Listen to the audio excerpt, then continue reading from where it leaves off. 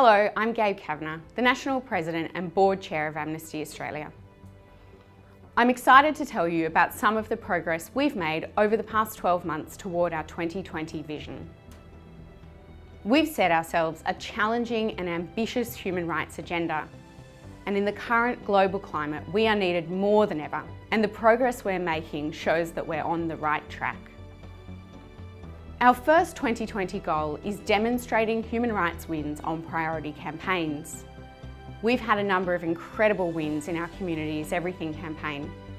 12 months ago, the over-incarceration of Indigenous children and their shocking treatment in detention barely rated a mention in Parliament and was a blip on the national media radar. We've worked with Aboriginal and Torres Strait Islander partners to change that.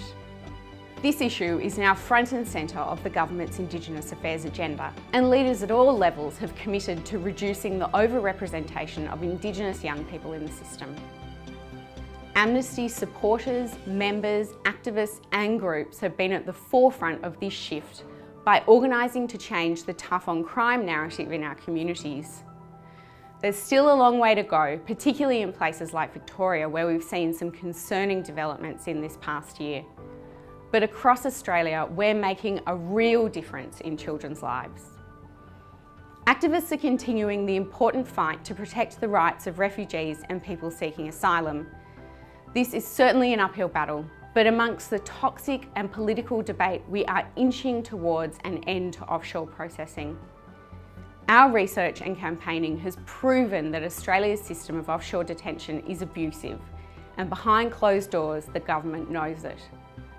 Australia has gone to extraordinary lengths to hold the new Trump administration to implementing the US refugee deal, demonstrating how desperate the government is to get refugees off Manus and Nauru.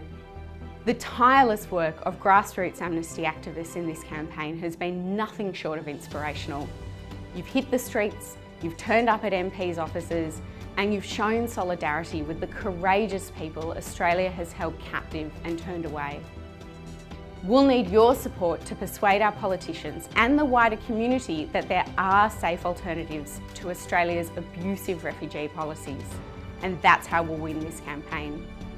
Our movement took an impressive 393,211 actions to defend the rights of individuals at risk last year, well above the target we set ourselves.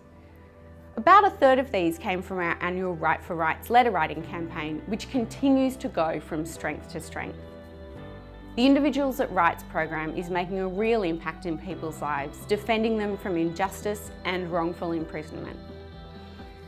Our second 2020 goal is to be the most empowered, effective and diverse movement of supporters. We need to be a large, powerful mass movement to achieve change. We currently have 200 action groups around the country and about 250 schools groups. Amnesty groups are getting increasingly organised with local plans for action, and this is paying off. In the past year alone, local groups have met with the New South Wales and Tasmanian state premiers, the Prime Minister and dozens of ministers and local MPs to advocate on our campaigns.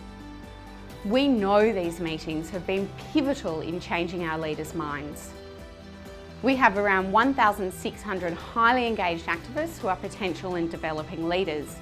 And we're working to build their capacity so we have the leadership necessary to realise our vision at a national, regional and local level.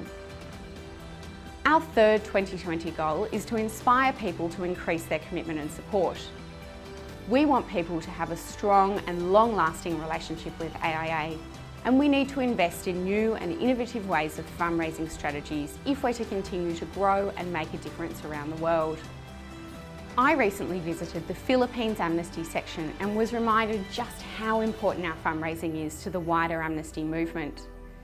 The situation facing our staff, supporters and members in the Philippines is dire, and they are directly impacted by the violence surrounding the so-called drug war. Many have personally faced intimidation and threats. But despite this, they're working tirelessly to shine a spotlight on the widespread government-sanctioned extrajudicial killings and stop the reintroduction of the death penalty.